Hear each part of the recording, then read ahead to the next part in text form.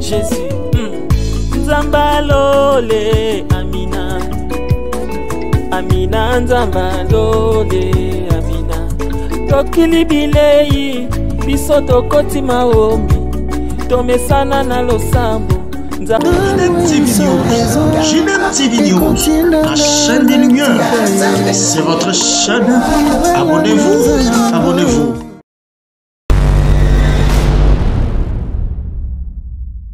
Bonjour, bonsoir, ça dépend du lieu où vous nous suivez, chers abonnés, surtout vous et vous tous qui ont eu cette occasion de suivre JDM TV, la chaîne chrétienne, la chaîne de lumière.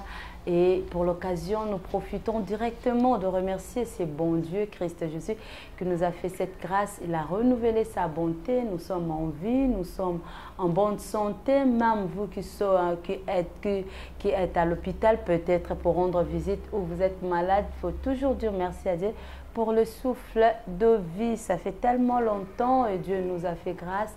Aujourd'hui, nous allons parler du discipolat chrétien avec le pasteur Olivier Ouezélé. Il est le président national de la jeunesse pour le compte du Campus pour Christ. Et sans plus tarder, nous lui passons la parole en lui disant déjà bonjour et bienvenue, pasteur. Bonjour maman Tantine Massamba. Merci aussi. Et comment vous allez, pasteur? Ça va par la grâce de Dieu. Dieu nous fait grâce. Ok, rien que par la grâce. Un pasteur, discipolat chrétien, nous voulons savoir qu'est-ce qu'on peut comprendre par ces mots discipolat. Ah, ok. Avant d'aller dans le vif de notre sujet, je tiens à rendre moi aussi grâce à Dieu. C'est par sa grâce que nous nous retrouvons là ce matin. Des projets en projet aujourd'hui, c'est une réalité. Vraiment. Je salue votre perspicacité, votre détermination et votre disponibilité pour cette heure. Et merci de m'avoir honoré. C'est un privilège de m'inviter dans ce programme. Je vous en prie, pasteur. Je rends grâce aussi à tous les fidèles et abonnés de votre chaîne. Que Dieu vous bénisse abondamment. Là où il y a la parole de Dieu, il y a la vie. Là où il y a la parole de Dieu, il y a un de plus.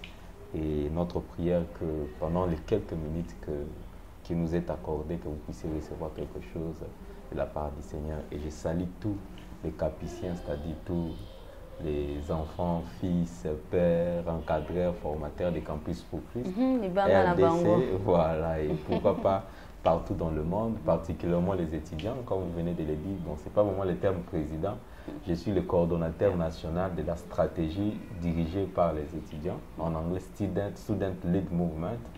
Donc, je suis leur coordonnateur sur la chaîne nationale. Okay. Et je suis aussi pasteur à la communauté chrétienne Souffle de Vie.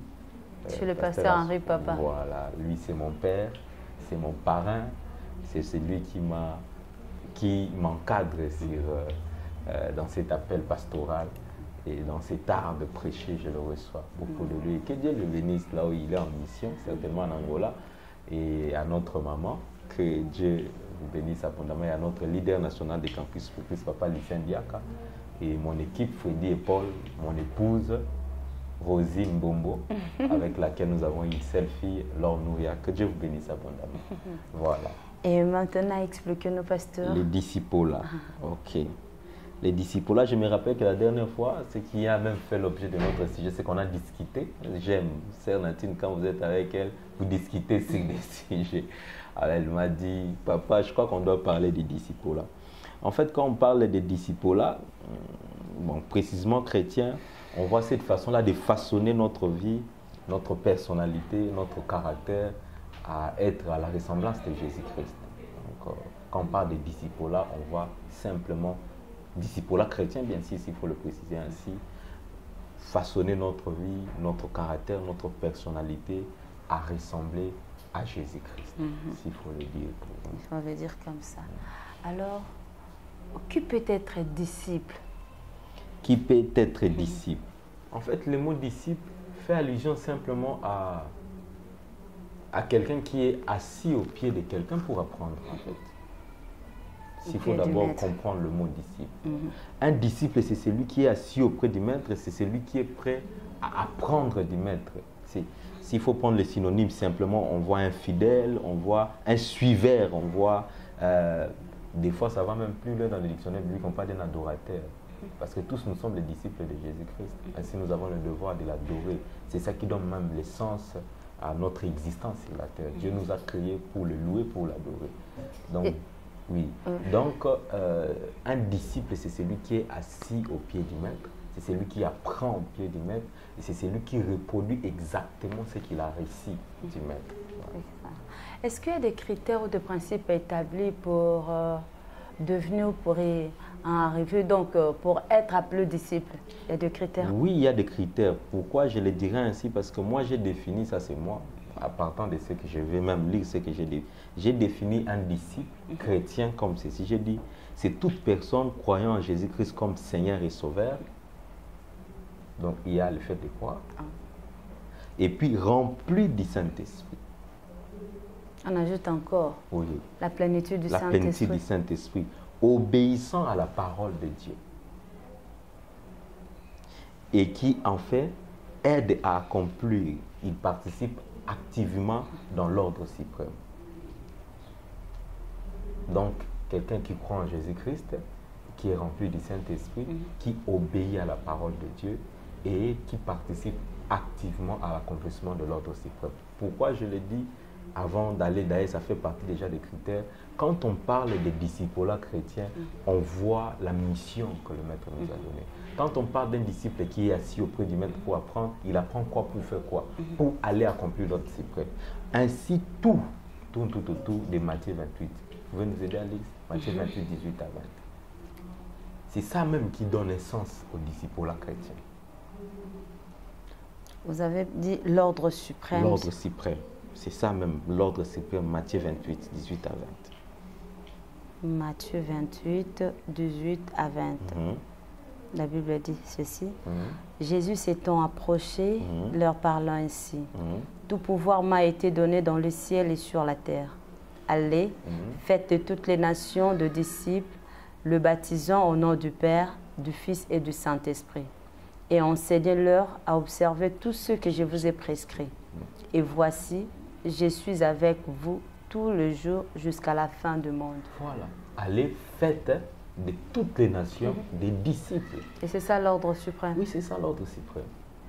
Et si on ne le fait pas, allez faire de toutes les nations des fanatiques. On ne dit pas allez faire de toutes les nations les membres des églises. On ne dit pas allez faire de toutes les nations les riches de demain. Allez faire de toutes les nations des disciples. Quand vous avez parlé, vous avez épinglé quelque chose, j'ai trouvé ça important. N'allez pas faire de toutes les nations de fanatiques. Quelle est la différence entre disciples, fanatiques ou membres? Comme je l'ai dit, nous, particulièrement dans le ministère de l'évangélisation, quand on va gagner les gens, on ne gagne pas les gens pour faire des membres des églises. On gagne d'abord quelqu'un pour faire de lui les disciples de Jésus-Christ. Parce que c'est ça l'ordre qui nous a été donné. L'église est très importante parce que c'est un cadre où la personne là doit grandir, la personne là doit croître, la personne doit commencer à exercer les dons et les talents que Dieu a mis en vie. Mais la première des choses quand nous partons, pourquoi je le dis? Parce qu'aujourd'hui, les diables, s'il faut le dire ainsi, ou je sais quoi, les diables ont compris que s'ils commencent à tenter l'église avec les prostituées, les fétiches, ils vont s'élever contre cela. Il a changé simplement l'ordre de priorité des choses. Aujourd'hui, les gens commencent à aller évangéliser. Le fait d'obéir, déjà, c'est bon. Le fait aller, c'est le premier ordre, n'est-ce pas? Ils sont allés. Mais malheureusement, ils ont prêché aussi. Ils ont même baptisé. Mais ils n'ont pas fait des gens des disciples. Comment ça? Ils ont fait des gens des fanatiques. Ils ont fait des gens des membres de l'église. Expliquez, pasteur. Je vais expliquer comme ça. C'est-à-dire l'objectif, la mission, pour que tu puisses voir que tu as atteint tes objectifs, tu as obéi à l'ordre suprême. Il faudra qu'à la fin du compte, que la personne soit membre d'une église, je dirais même pas membre d'une église, mais qu'il soit devenu un disciple de Jésus-Christ. Quand on voit un disciple, comme je l'ai dit, c'est celui qui s'assoit au pied, c'est un suiveur, c'est celui qui suit le modèle de son maître. C'est-à-dire quand on voit un disciple, on voit le maître. Alors comment il doit suivre son maître? Peut-être c'est un missionnaire, il est venu de quelque part, lui il a fait sa mission, il a fait comment dirais-je, il a obéi, il a accompli l'ordre suprême, comme vous venez de le dire, il doit repartir chez lui. Alors vous restez dit, si je le laisse comme ça, peut-être ils vont retourner. ils sont de nouveau convertis, alors je peux leur aider. Ils les amènent dans une église pour qu'ils soient encadrés là-bas. Est-ce que c'est mauvais? Le fait seulement que le maître dit, allez, faites de toutes les nations des disciples. Enseignez-leur ce que je vous ai prescrit. C'est-à-dire, s'il faut le prendre dans le menu, d'aller faire des disciples. Il y a tous ces éléments-là qu'il faut respecter. Comment tu veux aller faire des disciples, tu gagnes et puis après tu quittes, tu pars. C'est que tu n'as pas fait tout ce que le maître a demandé. Parce que vous avez gagné pour Christ. Oui. Vu le chrono, peut-être il vous restait que quelques jours. Une occasion s'est présentée. Non, je ne peux pas les laisser comme ça. Vous avez prêché, vous avez vu que les gens ont soif d'écouter la parole de Dieu. Vous avez profité de l'occasion pour le faire accepter Christ. Ils ont accepté Christ dans leur vie. Et vous dites, et si, bon, peut-être Dieu vous a convaincu par rapport à une église qui est tout proche. Vous dites, allez, je vous amène ici, vous pouvez prier ici. Et là qu'on va suivre. Exactement, c'est ce que vous avez dit. Parce que Dieu ne fait pas des choses pour faire. Quand il donne des recommandations bibliques, il sait que pour qu'on arrive à faire un disciple, il y a le fait de gagner, enseigner, former. Vous voyez un peu tout ça. Voilà pourquoi lui-même a donné cela comme de recommandation dans sa parole. Autrement dit, comme la Bible dit aussi, personne avant de construire une maison ne s'assoit pour réfléchir sur la chose, afin que l'œuvre ne soit pas inachevée, afin qu'il soit un sujet de raillerie de moquerie. C'est-à-dire, il y a aujourd'hui s'il faut le dire ainsi, des disciples qui sont sujets de moquerie. Je donne un exemple. J'ai un papa qui m'a beaucoup formé, que j'aime beaucoup jeter son nom. Il dit qu'un jour dans son parcours de la vie, il a encadré, il a présenté l'évangile à un jeune homme. Et puis après, le jeune homme ne se faisait plus voir. Je ne sais pas dans quelles circonstances cela a fait qu'il ne puisse plus se voir avec les jeunes hommes. Mais un jour, il était avec ses amis, des serviteurs de Dieu, venus de partout. Il les a invités et le soir, il faisait un peu quelques pas, il marchait. Il tombe sur un jeune homme ivre qui n'arrivait même pas à marcher. Et puis quand il les voit, il dit je ne sais pas s'il faut le dire en lingala, les pas de problème. Viens, venez mes amis, venez. Les amis avec qui il venait de leur club de disciples de l'alcoolisme. Voilà, et puis il présente maintenant notre papa, là, il dit, ça c'est mon encadré, ça c'est mon maître. Le vieux a dit là où il était. C'était comme si que la terre s'ouvre et qu'il puisse s'enfoncer. Il a dit, mais c'est petit, si il avait fait ça, j'étais seul. Mais il fait ça devant mes amis. Et puis il se présente, il a bien dit, ça c'est mon maître, donc moi je suis son disciple. Il a eu mal dans son cœur. Et quand il est rentré, aujourd'hui c'est vraiment un grand dans le ministère Campus pour Christ. Quand il est rentré à la maison, le maître lui a dit, il a prié, il a pleuré et il a eu ces messages. Tu n'as pas fait ton travail jusqu'à la fin. Aujourd'hui on a des chégues, des enfants que les papas ont mis au monde, mais ils n'ont pas pris soin d'eux, ils les ont laissés dans la rue. Aujourd'hui, on a des chèques spirituels. On a beaucoup de prophètes, de pasteurs hérétiques ou dans l'hérésie. Pourquoi? Les gens qui les ont engendrés dans le Seigneur n'ont pas fait leur travail jusqu'à la fin. Le peu qu'il avait réussi avec un peu de dons et de talents qu'il a, il va y croire que c'est suffisant. Alors qu'il y a des faiblesses, il y a des caractères qu'il faut briser. Comment on brise ces caractères? Par des enseignements, par la parole de Dieu. Par la parole de Dieu. Alors, quel est le rôle d'un disciple dans une église? Là, je vais... Le rôle d'un disciple. Un disciple doit s'asseoir à apprendre. Son rôle est d'apprendre seulement. Oui. Il s'arrête là. Non, il ne s'arrête pas là parce que ça va. C'est un processus, comme on le dit. Vous allez remarquer dans Campus pour Christ, on parle d'un processus, 4 étapes. On parle de gagner, édifier, former et envoyer. Gagner, c'est quelqu'un à qui on a exposé l'évangile, qui a donné sa vie à Jésus-Christ. La personne qu'on édifie, c'est celui qui commence à passer par le processus des affermissements. Et puis après les affermissements, l'ordre suprême va jusque les envoyer en fait. Ouais. Envoyer. Nous on appelle ça code 222. De Timothée DD. Vous connaissez ça? On peut lire, non? J'aime ces passages. C'est parmi les versets de base dans les disciples. C'est Paul qui écrit à Timothée. Il lui dit ceci. Et ce que tu as entendu de moi en présence de beaucoup de témoins, confie-les à des hommes fidèles qui soient capables de les enseigner à d'autres personnes. Et comment savoir que cette personne sera capable de les transmettre aux autres? Comment on a su que vous étiez capable et qu'on vous laisse les plateaux pour commencer à faire les émissions? Ça, c'est le mission, mais là... C'est la même chose. Non, en fait, le monde ne fait que copier le processus de Dieu.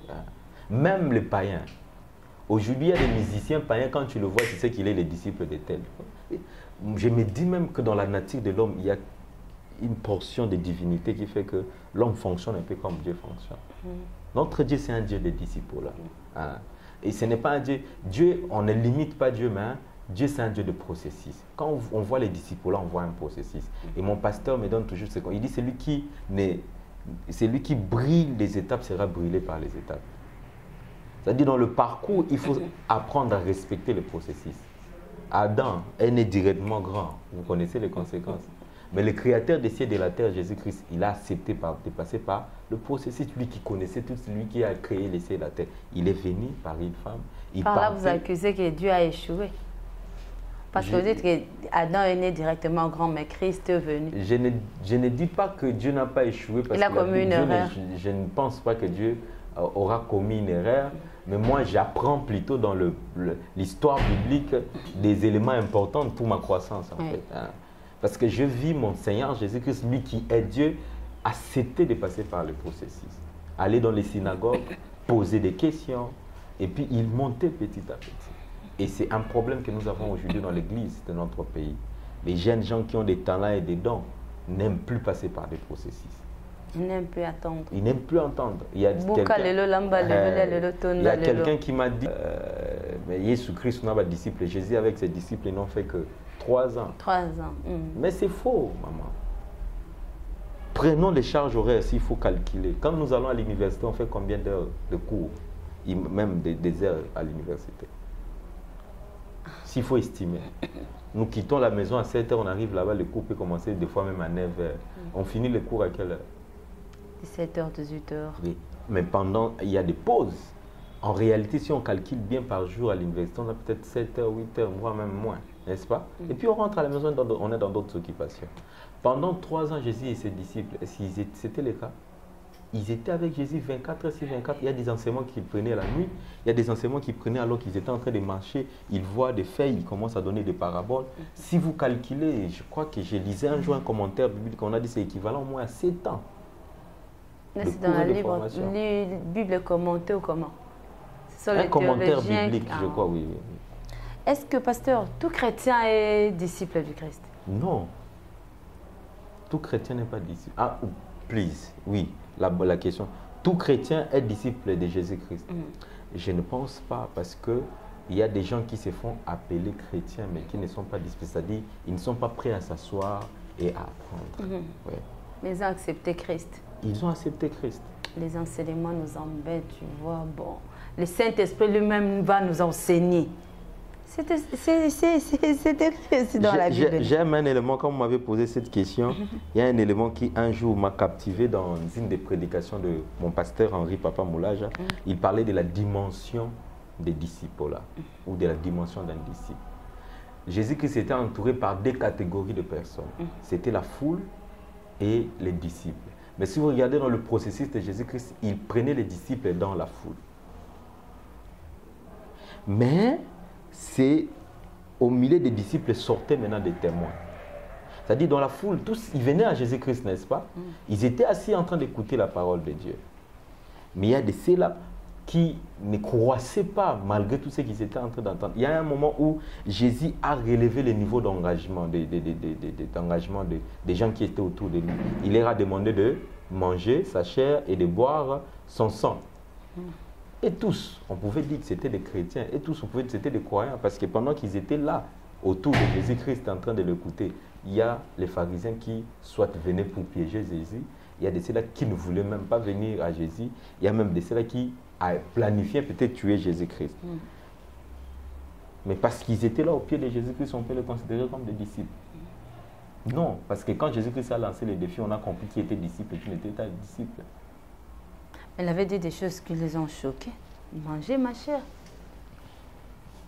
Et c'est dans des conditions comme ça qu'on arrive à connaître si lui est disciple ou s'il n'est pas disciple.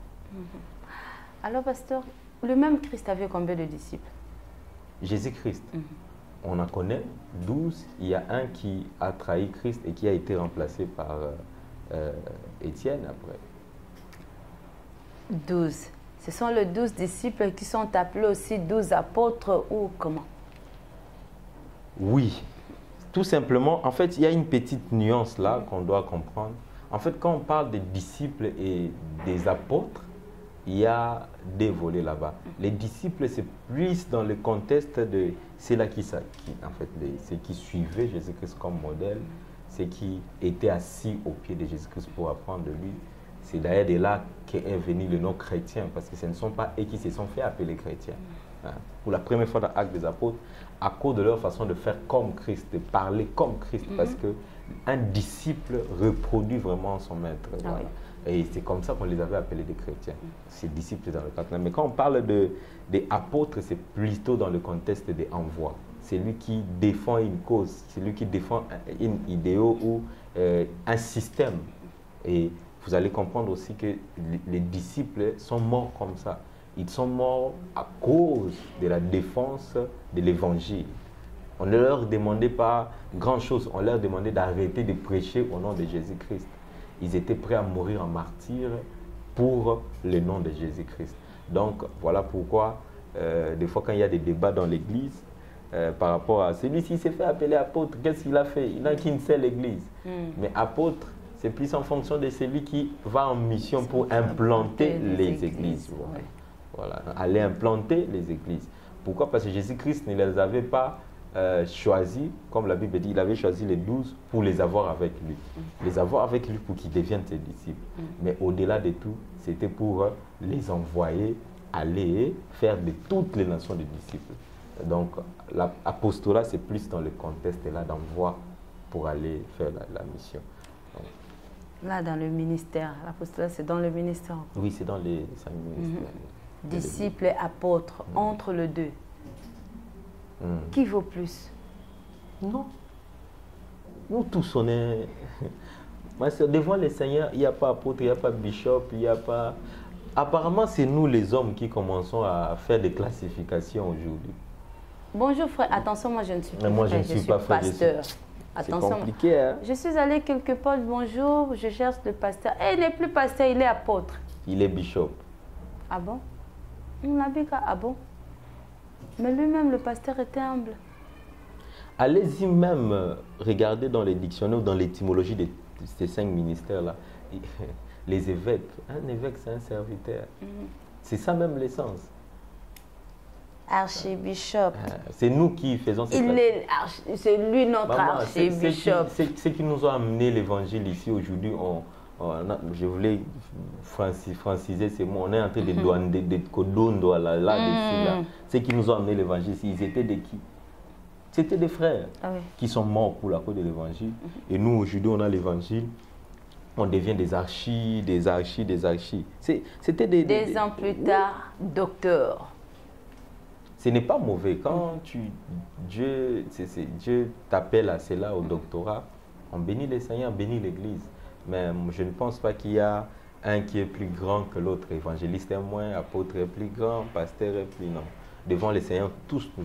C'est juste, ça définit plutôt notre mission. Voilà. Peut-être ça ne vaut pas par rapport à la parole biblique qui dit vous êtes enseignés, édifiés par les enseignements des apôtres et des prophètes, Jésus-Christ comme pierre angulaire. Est-ce que c'était par rapport à passage le prophète, les apôtres, le grand.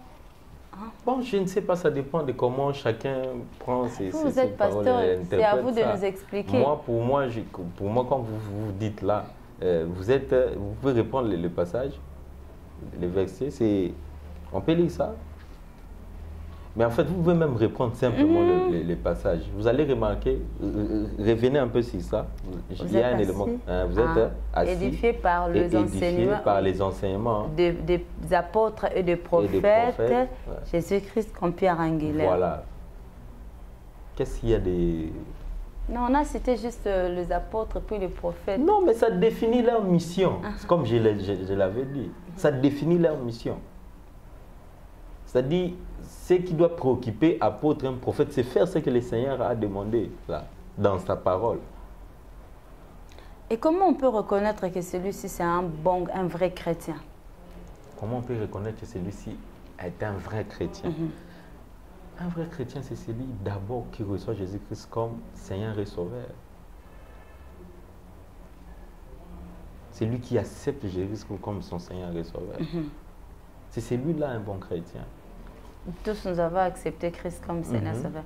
Mais le matin, on part à l'église, le soir, on se retrouve dans un bar, dans une boîte de nuit, à l'église, on participe à la table du Seigneur, le soir, on prend de l'alcool. Comment on peut reconnaître que celui-ci c'est un vrai, la question que je me pose seulement, est-ce que celui-là a vraiment donné sa vie à Jésus-Christ? Oui. Parce que Jésus-Christ lui-même dit qu'au temps de la fin, il va même plus loin. Toi, tu parles même des gens qui étaient à l'église et qui vont boire.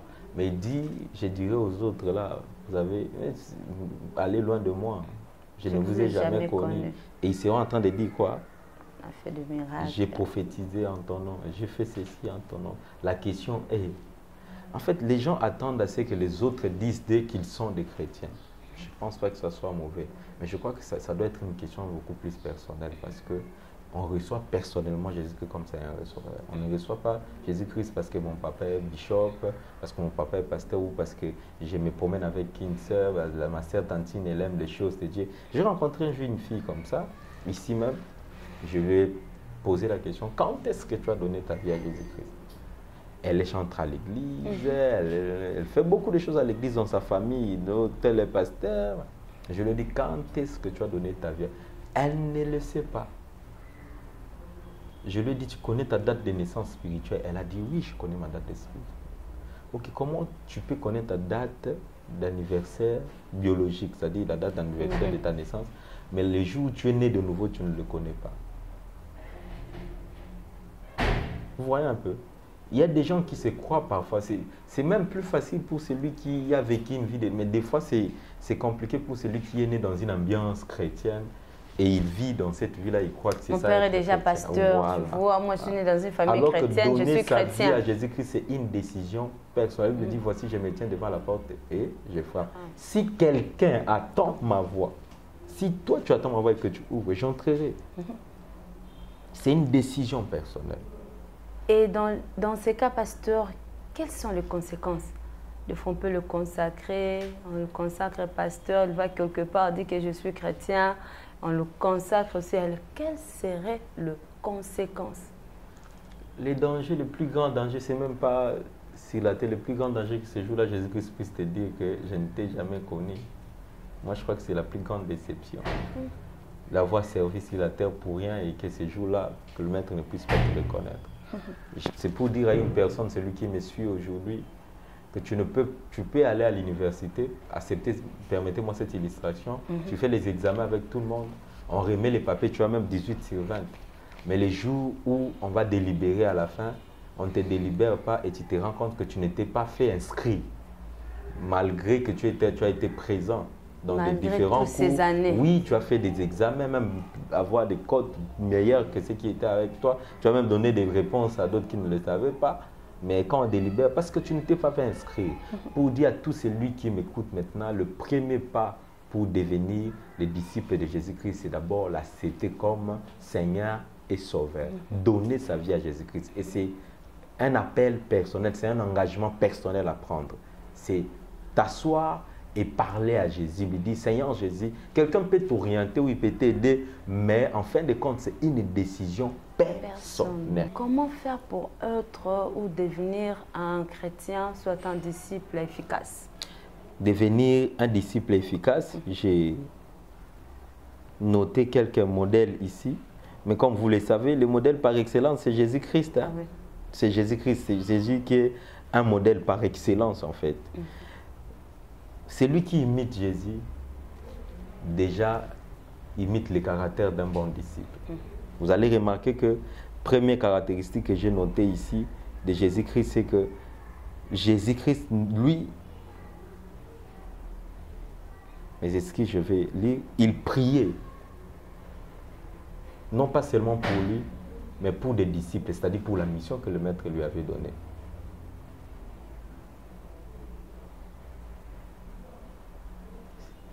il allait faire le travail.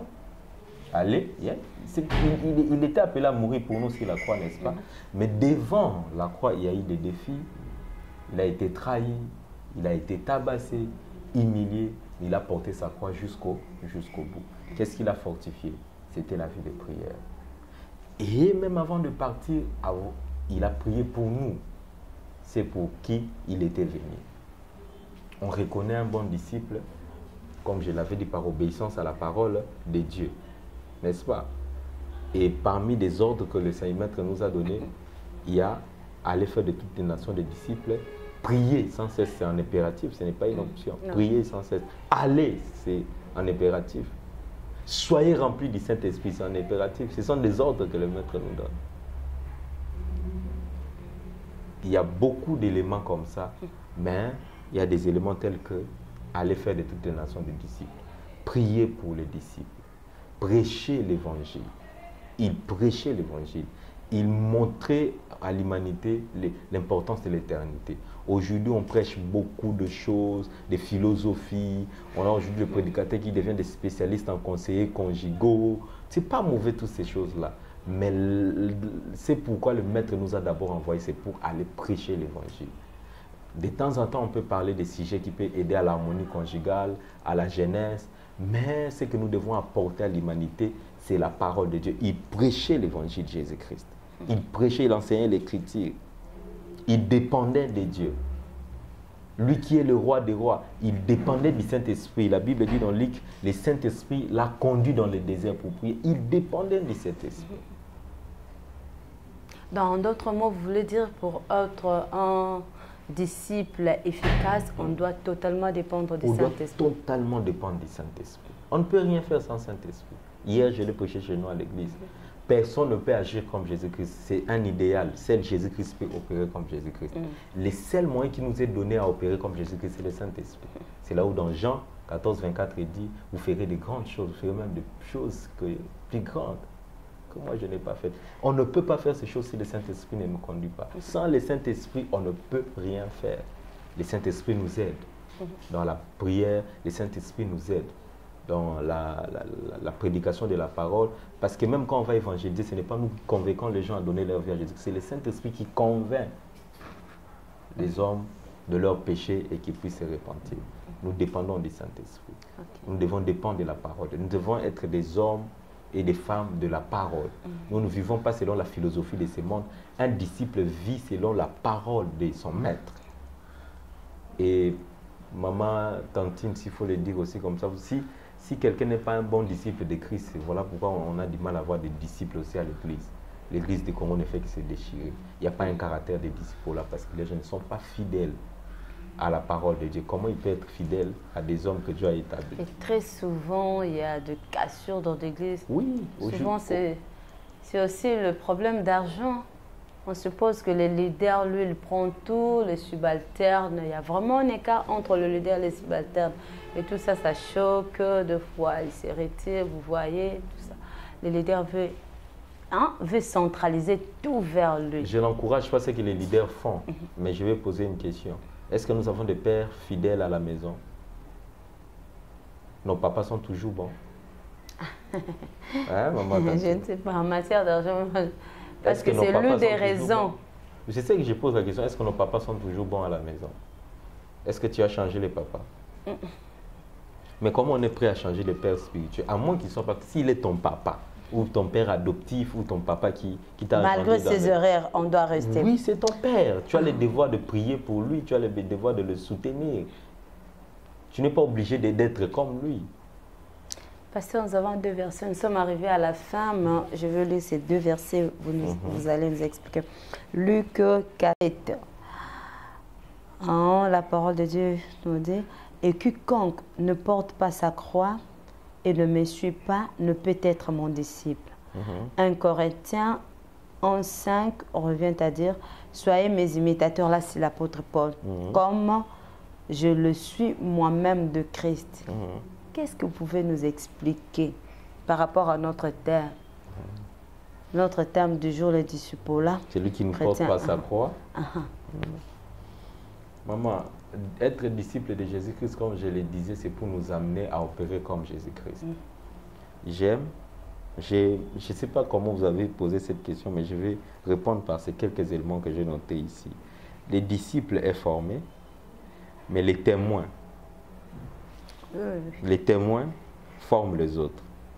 Les disciples apprennent et reçoivent les choses du maître. Les témoins, lui, il est sur le terrain, il met en pratique ce qu'il a reçu du maître. Les disciples voient ce que Jésus-Christ a fait sur la croix. Lui aussi, il entre sur les chemins. Lui aussi, il porte sa croix. Les disciples ne demandent pas, Père, fais telle chose pour moi. Les disciples, les témoins arrivent à la dimension où il dit au maître, qu'est-ce que tu veux que je fasse pour que l'œuvre puisse avancer? Autrement dit, on est disciple pour ressembler à Jésus-Christ. Alors on est témoin disciple pour porter sa croix. La dimension des témoins, parce que la Bible dit, il nous envoie comme des témoins. Pour être témoin, il faut s'asseoir pour voir. Un témoin, c'est celui qui était présent, qui a vu. Hein? C'est ce que maman Tantine a fait. Et quand je sors, je dis, moi j'étais avec maman Tantine dans ces bureaux-là. Et quand on dit tu dois porter sa croix, il doit porter sa propre croix. Mais Christ l'a tout accompli sur la croix. Il a tout accompli. On dit, au fait, même vous, le prédicateur, le pasteur, vous nous dites, la religion et le christianisme sont deux choses différentes. Dans la religion, c'est l'homme qui force à plaire à Dieu. Mais entendu que dans le christianisme, là, l'homme ne force pas, mais c'est le Saint-Esprit. Comment alors doit encore porter sa croix pendant que Christ a tout fait, le Saint-Esprit est là pour l'aider? On doit encore porter... Pasteur, expliquez vraiment cette phrase. Ces versets plutôt. C'est par rapport à des responsabilités. En fait, maman, c'est un privilège que le Dieu Tout-Puissant, qui est capable de tout. Exactement les choses que vous êtes en train de dire. Allez-y dans des pays musulmans, vous allez remarquer qu'il y a des choses que le Seigneur fait là-bas. C'est-à-dire, rien n'empêche à Dieu de faire des choses aujourd'hui. C'est un privilège que Dieu nous associe dans ce qu'il est en train de faire. Porter sa croix, c'est être prêt à répondre à ses responsabilités. Dieu ne nous amène pas pour que nous soyons des fainéants, non. Il nous amène, nous sommes sauvés pour sauver, nous sommes sauvés pour servir, n'est-ce pas? C'est ce qu'on dit, non? Sauver pour sauver, c'est-à-dire sauver pour servir. Et dans les services-là, il y a le fait de porter notre croix, il y a le fait de payer un prix, parce qu'on a accepté de suivre les pas de Jésus-Christ. Ma sœur, je te dirais, il n'y a pas quelque chose que Jésus-Christ a fait qu'on ne peut pas faire. Hier, j'ai posé cette question à l'église. Jésus-Christ est monté sur la croix. Je leur ai dit, on peut tout faire comme Christ a fait. Nous aussi, on peut le faire. J'ai vu un peu de silence. Moi-même, j'ai dit à quelqu'un qui a dit, monter sur la croix, jamais. Mais les disciples sont morts, les autres sur la croix renversée, non? Étienne, il a été quoi? Lapidé. Étienne a fait la même prière que Jésus-Christ a fait sur la croix. Seigneur, pardonne-leur, car ils ne savent pas ce qu'ils sont en train de faire. Mort sur la croix renversée, mais cela n'a rien fait de concret, soit n'a rien sauvé, ou soit n'a rien changé la vie des gens, mais seule la mort de Christ. C'est la mort de Jésus-Christ nous a sauvés, oui. Mais il faut que quelqu'un puisse aller prêcher s'ils n'attendent pas. Est-ce qu'ils seront sauvés? Romains 10, il est dit, non? S'il n'y a pas de prédicateurs, s'ils n'attendent pas la bonne nouvelle, ils ne seront pas sauvés, il faut qu'ils attendent. Mais pour attendre la bonne nouvelle, là, il y a d'autres qui le font comme nous au Congo, ça passe bien, vous montez dans les taxis bis. Bandeko, alléluia, amen. Quelqu'un qui ne te connaît pas, il donne même l'offrande. On est un pays béni, hein? Mais dans d'autres cieux, ça ne se fait pas. Alors il faut qu'on les laisse dans leur état comme ça. Non. C'est là où il y a des responsabilités. C'est là où il y a des gens qui doivent être prêts à payer leur prix. C'est là où il y a des gens qui doivent faire comprendre à nous qui sommes dans notre zone de confort que l'évangile vaut plus que notre vie que nous sommes en train de préserver. Ouais. Mais forcément, ce n'est pas tout le monde qui doit aller en Afghanistan, tout ça. Même dans notre pays, il y a toujours une dimension de la croix qu'il faut porter. Alors, qu'est-ce que Paul voulait vraiment dire lorsqu'il dit « Soyez mes imitateurs comme je le suis moi-même de Christ ».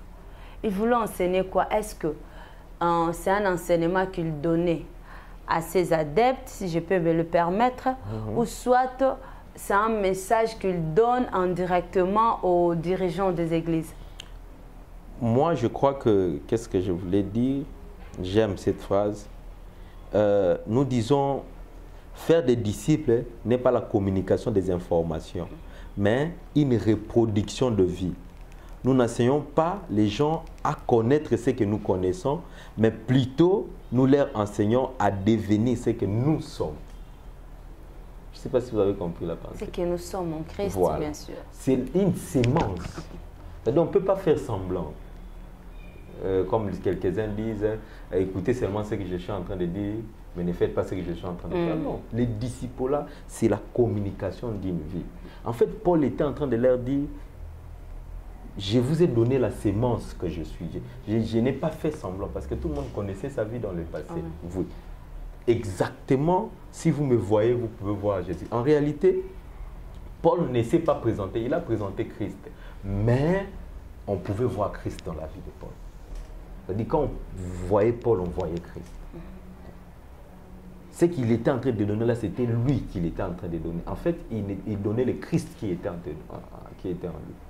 Ce n'est plus moi qui vis, Galate le dit, non, mais c'est Jésus, c'est Christ qui vit en moi. Voilà. Ok. Pasteur, nous vous disons déjà merci parce que nous sommes à la fin de cette émission. C'est la première fois, même savant qu'à la prochaine, vous allez encore disposer votre temps pour bénir les peuples de Dieu. Mais avant de nous quitter, vous avez encore le micro. Pour le mot de la fin, vous donnez aussi vos coordonnées. Peut-être il y aura quelqu'un qui peut s'intéresser à ce que vous avez dit et il y aura du souci, il voulait avoir, il peut avoir plutôt des questions et ils chercheront peut-être à avoir de réponses à ces questions. Ils peuvent vous contacter directement, vous donner vos coordonnées. Il y a JDM TV, à la sœur Tantine, à nos bien-aimés de l'autre côté de Régie. Je dis merci à toute personne qui nous a suivis en direct et qui nous suivra certainement. J'ai dit merci. Notre objectif aujourd'hui n'était pas simplement de parler des disciples-là, mais de faire appel à quelqu'un de devenir aussi les disciples de Jésus-Christ. Et comme je l'ai dit tantôt en pleine émission, le premier pas à faire, c'est accepter Jésus-Christ comme son Seigneur et Sauveur. C'est une manière de lui dire, Seigneur, j'accepte de m'asseoir au pied de la croix et apprendre. Apprendre quoi? Apprendre la parole de Dieu. C'est-à-dire, si tu es là, tu nous suis, que tu n'as jamais donné ta vie à Jésus-Christ, la première des choses à faire aujourd'hui, c'est prendre la décision de donner ta vie à Jésus-Christ. La deuxième des choses, s'asseoir à ses pieds, c'est te disponibiliser pour qu'on puisse t'enseigner, te donner des affermissements, te former, t'édifier. Et la troisième étape, c'est sortir, comme notre sœur a posé la question, comme des apôtres pour aller prêcher la bonne nouvelle, partager ta foi et aider les autres à devenir ce que tu es devenu, c'est-à-dire à faire exactement ce que toi, tu fais aussi. Et pour ça, nous sommes très disponibles pour vous accompagner, pour vous aider. Donner sa vie à Jésus-Christ, c'est simple, c'est retirer, c'est lui dire simplement, Seigneur Jésus-Christ, j'ai besoin de toi, j'ai entendu ta voix et aujourd'hui, je prends la décision d'ouvrir mon cœur et que tu entres, que tu sois mon Seigneur et mon Sauveur, que tu conduis ma vie. Si tu peux faire cette prière seule. Au cas contraire, tu peux nous contacter. Notre numéro de téléphone, c'est 081 16 15 082. Plus, il faut commencer par plus 243. Ah, voilà. On vient de me rappeler ici, plus 243 parce que nous sommes en RDC. Plus 243 81 16 15 082. Nous pouvons t'aider, même comment prier pour donner ta vie à Jésus-Christ, dans la croissance et des affermissements pour que tu puisses grandir et pourquoi pas t'amener sur les champs missionnaires, que tu sois médecin, que tu sois professeur, que tu sois commerçant, commerçante, tous nous sommes en mission, c'est un appel pour nous tous. Et en fin de compte, Campus pour Christ, là où nous travaillons comme ministère, c'est 14e rue industrielle, numéro 49. Et l'église, la communauté chrétienne Souffle de Vie, là où nous travaillons à côté du pasteur Henri Papa Moulaja, c'est 11e rue résidentielle, avenue Bégonias 639. Nous sommes très disponibles et partout de vous recevoir et de vous accompagner dans cette œuvre. Parce que nous aussi, l'autre fois, on a été comme vous. Les gens nous ont aidés, on a donné notre vie à Jésus-Christ. Ils nous ont formés et nous ont aidés à devenir des disciples. Aujourd'hui, nous sommes des gagnants d'âme. Nous partageons l'évangile et nous avons des générations qui viennent à Jésus-Christ. Chacun de nous doit être utile. Utilise ta position pour accomplir ta mission. Là où Dieu t'a placé, c'est en mission que tu es là-bas. Partout où Dieu t'envoie, ce n'est pas pour des privilèges, pour des salaires. En réalité, c'est pour la mission. Et tout ce qu'il te donne comme contour, c'est pour t'aider à accomplir cette mission-là. En tout cas, de tout cœur, nous vous disons merci. Restez connectés à cette chaîne qui aide à la propagation de l'évangile et que Dieu vous bénisse abondamment. Merci. Malgré vos programmes, vous avez disposé votre temps et nous vous disons encore grand merci à vous tous qui avez suivi. Nous avons parlé de discipolat chrétien, c'était avec le pasteur Olivier Ouezele. Et avant de nous quitter, comme d'habitude, je dis merci au couple Didier Judith Maudit, à Papa Gilbert. Je dis merci à ma famille, ma samba, ma famille spirituelle, la consolation, à mon père spirituel, le prophète Jeffrey Mosengo. Et sans oublier lui-même, il était derrière la caméra, on a bien à Mampinga, Willy. Et si Christ ne revenait pas, on se reverra très prochainement, mais abonnez-vous massivement, commentez. Nous avons aussi besoin de vos critiques, nous avons besoin de vos suggestions. Le numéro est affiché juste au bas de vos écrans. Et quant à moi, je vous dis bye. Donc, abonne-toi massivement. Ici, Ozali, Ozana famille, Ozana Bandek, Ozana Baninga, s'abonner massivement. Abonne-toi sur JDM TV News officiel, la chaîne des Lumières. Bien aimé, to koti sa lumière na banda kuna bino, tozo koti sa lumière na bisika nyonso to bozali. Bien aimé, sango malamu ezote ya na JDM TV News ba programme mususu ya malamu pe ya kafu ezo na 2024. Yango to osenga yo. Banda ko s'abonner po ozanga programme ya JDM TV tie. Esiko ozali tika nzambe na lola apambola. JDM TV News, la chaîne des lumières, votre chaîne, notre chaîne. Balobi, restez branchés, scotchés, na katia chaîne na bino. Awa présentement na Congo Kinshasa, JDM TV News. Nous avons des émissions comme Gilbert et Soin Pasteur. Nous avons des émissions Instant d'Espoir. Nous avons des émissions Les Chrétiens et la musique. Balobi Awa, il y a des prédications, exhortations. Nous sommes là pour exhorter, pour éclairer. Balobi Tikala wana zala branché ko zapete. Boka télécommande Landa JDM TV News Tikala Awa. Yebisan de Kwaza Pembe Nayo à s'abonner. Yom to s'abonner te. Abonne-toi massivement et nous sommes la chaîne chrétienne, la chaîne des lumières. Restez là, abonnez-vous massivement et vous ne serez pas déçus. Francine Chala sur JDM TV News officiel. Fidèles téléspectateurs de JDM TV News, abonnez-vous massivement sur votre chaîne et vous ne serez jamais déçus. Car la Bible dit, le ténèbre ne régneront pas toujours sur la lumière. Et JDM TV, c'est un canal pour apporter de la lumière et pour l'édification du corps du Christ. Donc abonnez-vous massivement, appelle ton voisin, ta voisine et abonne-toi car ici il y a de meilleures choses à venir. Et bien sûr nous recevons pour vous des pasteurs, des serviteurs de Dieu et nous recevons aussi de chantres. Et dans JDM TV News, vous avez de la lumière sur toute l'actualité chrétienne. Restez scotchés, restez branchés sur votre chaîne, mais surtout, ne manquez pas d'inviter vos amis et à s'abonner sur JDM TV News, la chaîne de la lumière. JDM TV News, la chaîne des lumières. C'est votre chaîne. Abonnez-vous, abonnez-vous.